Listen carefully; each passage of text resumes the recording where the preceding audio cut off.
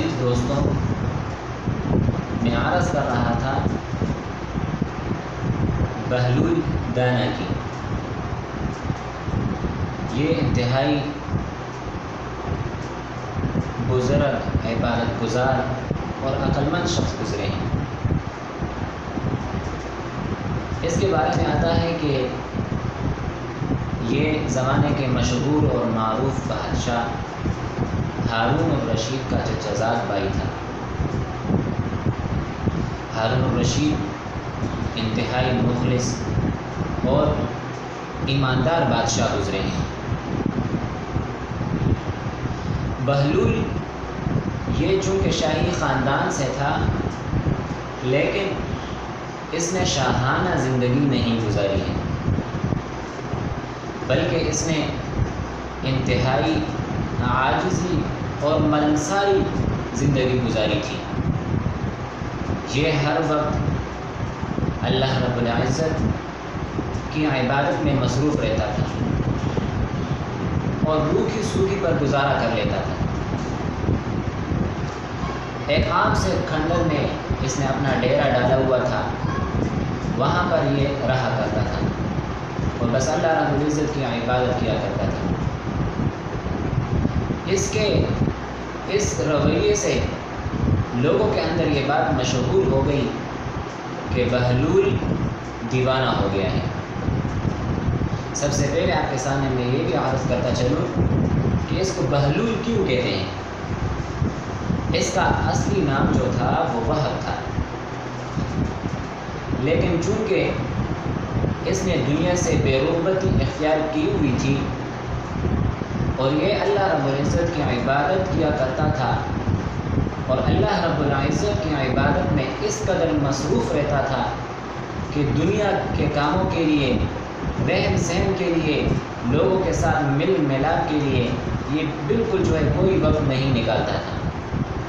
تو لوگوں نے اس رویے سے جو ہے یہ مشہور کر دیا تھا کہ بہلول پاگل ہو گیا ہے اور دیوانہ ہو گیا ہے. اور بعض اوقات یہ ایسے کام کیا کرتا تھا کہ جس کی وجہ سے لوگ ہنستے تھے، لوگوں کے ساتھ یہ خوب مذاق کیا کرتا تھا. بعض اوقات بچوں کے ساتھ کھیل کود کیا کرتا تھا اور اسی طرح بعض اوقات مٹی کے ڈھیروں میں بیٹھ کر مٹی کے گھر بنایا کرتا تھا.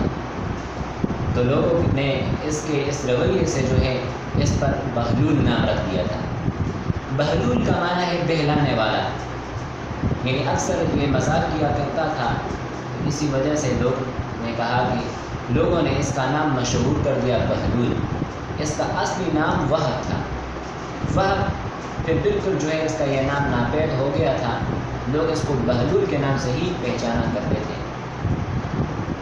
تو اس کی یہ داستانیں اور اس کی یہ حکایات، یہ مزاحیہ واقعات اور اسی طرح اللہ رب العزت کی عبادات میں اس طرح مست و مگن ہونا کہ بالکل دنیا سے بے رغبتی اختیار کی ہوئی تھی اس نے.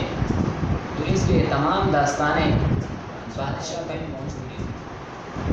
اپنے وزیروں اور مشیروں کو جمع کیا کہ تم بہلول کی حالت کو معلوم کرو کہ آیا واقعی وہ مجنون ہے یا ویسے لوگوں کو بیوقوف بناتا ہے یا لوگوں کے خلاف کوئی سازش تو نہیں کر رہا.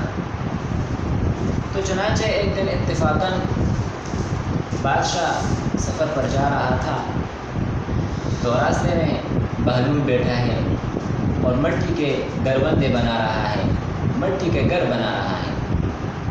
تو بادشاہ جب اس کے پاس پہنچا تو اس سے پوچھا کہ بہلول کیا کر رہے ہو؟ بہلول نے جواب دیا کہ مٹی کے گھر بنا رہا ہوں. بادشاہ نے پوچھا کہ آیا اس کو بیچتے بھی ہو یا صرف بناتے ہو؟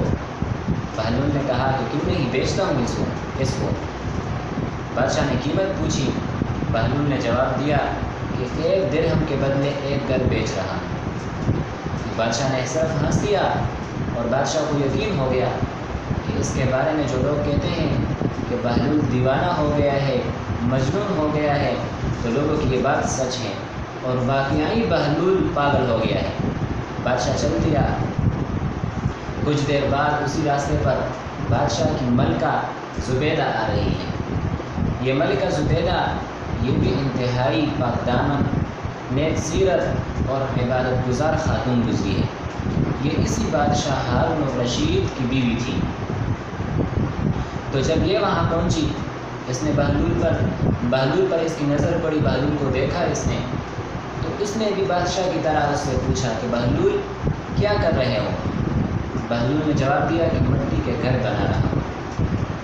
تو ملکہ زبیدہ نے بھی یہی سوال کیا کہ آیا مٹی کے گھر صرف بناتے ہو یا بیچتے بھی ہو؟ بہلول نے کہا کیوں نہیں، بیچتا بھی ہوں۔ ملکہ زبیدہ نے قیمت پوچھی، بہلول نے وہی جواب دیا جو بادشاہ کو دیا تھا کہ 1 درہم کے بدلے 1 گھر بیچتا ہوں۔ ملکہ زبیدہ نے فوراً 1 درہم نکالا اور بہلول کو دے دیا اور کہا کہ 1 گھر میرا ہو گیا۔ ملکہ زبیدہ چل پڑی۔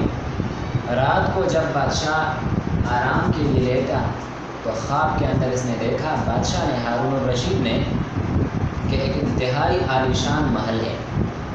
ایسا محل خوبصورتی کے لحاظ سے کہ پوری زندگی اس نے جو ہے مختلف ملکوں کے سفر کیے تھے، دنیا کے اندر دنیاوی زیبائش کے لحاظ سے، زیب و زینت کے لحاظ سے اس طرح اگر اس نے زندگی کے اندر نہیں دیکھا۔ جب اس کی نظر اس محل پر پڑی تو اس کو تعجب ہوا کہ کتنا خوبصورت اور عالیشان محل ہے۔ تو اس کے دل کے اندر یہ خواہش پیدا ہوئی کہ چلو اس محل کو دیکھتے ہیں کہ یہ کس کا ہے اور کس طرح بنا ہے۔ جب ہارون الرشید اس محل کے پاس پہنچتے ہیں تو محل کے دروازے پر چوکیدار کھڑے ہیں، دربان کھڑے ہیں۔ اس نے اس کو روکا کہ آپ اندر نہیں جا سکتے۔ جب بادشاہ نے دروازے پر دیکھا تو اس پر ایک تختی لگی ہوئی تھی۔ ہر گھر کے اوپر لگا ہوتا ہے نا کہ فلاں شخص کا گھر ہے، فلاں شخص کا گھر ہے۔ تو اسی محل کے اوپر بھی، دروازے کے اوپر بھی ایک تختی لگی ہوئی تھی جس پر لکھا ہوا تھا ملکہ زبیدہ کا گھر۔ جب بادشاہ نے اس تختی کو پڑھا تو کہا دربانوں سے کہ مجھے چھوڑو، یہ تو میرے اپنی بیوی کا گھر ہے، ملکہ زبیدہ وہ تو میری بیوی ہے، یہ اس کا گھر ہے، لہٰذا آپ مجھے چھوڑو۔ تو دربانوں نے کہا، چوکیداروں نے جواب دیا کہ آپ اندر نہیں جا سکتے سوائے ملکہ زبیدہ کے۔ ملکہ زبیدہ اس محل کی مالکہ ہے، وہی اندر جا سکتی ہے اور یہ اسی کا محل ہے۔ تو اسی گھبراہٹ کے اندر بادشاہ پر ایک گھبراہٹ تاری ہوئی، اسی اسنا میں اس کی آنکھ کھل گئی، یہ بہت پریشان ہو گیا۔ تو اس کو وہ واقعہ یاد آیا کہ کل بہلول نے اس طرح مجھے جواب دیا تھا کہ میں مٹی کے گھر بنا رہا ہوں اور 1 درہم کے بدلے بیچتا ہوں، لیکن وہ گھر میں نے نہیں خریدا تھا۔ اس کو بہت افسوس ہوا۔ تو بادشاہ نے اپنے ساتھ یہ عہد کر لیا کہ کل ضرور میں وہاں پر جاؤں گا اور بہلول سے ملوں گا اور اس سے وہ گھر جو ہے لازمی خریدوں گا۔ چنانچہ دوسرے دن بادشاہ قصداً اسی راستے پر جا رہا ہے، اسی ارادے سے کہ شاید آج پھر بہلول وہاں مل جائے۔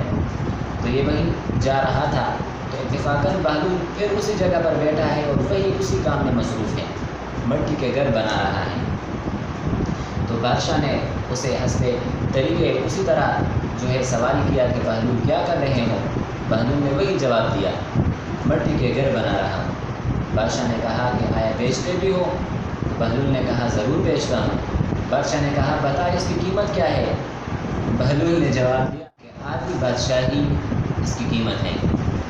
بادشاہ حیران ہو گئے کہ کل تو یہی گھر تھا، یہی طریقہ تھا، یہی سوال تھا، آپ نے اس کی قیمت جو ہے 1 درہم لگائی تھی اور آج کہہ رہے ہو کہ اس کی قیمت آدھی بادشاہی ہے۔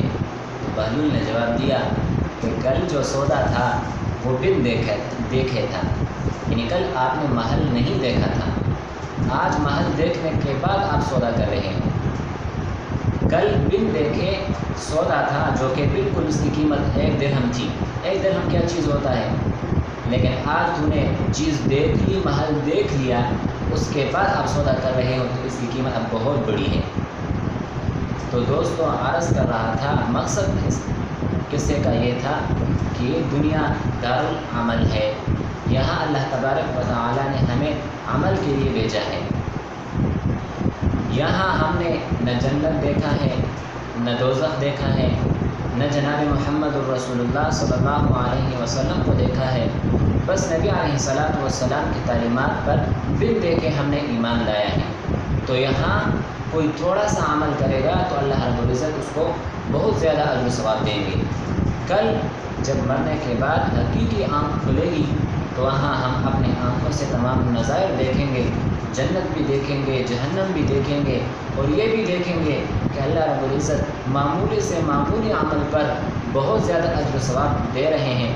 تو اسی وجہ سے وہاں ہر انسان یہی خواہش کرے گا، یہی تمنا کرے گا کہ کاش مجھے ایک اور موقع مل جائے، میں دوبارہ دنیا کے اندر چلا جاؤں، وہاں میں اعمال کر لوں۔ لیکن وہاں پچھتاوے اور پریشان ہونے کی کوئی قیمت نہیں ہوگی، وہاں صرف پچھتاوا ہوگا۔ اس وجہ سے اس دنیا کو، اس مختصر سی زندگی کو يفيض القلب زیادہ نیک اعمال إيمانا کرنے چاہیے۔ ويبقى العقل حيا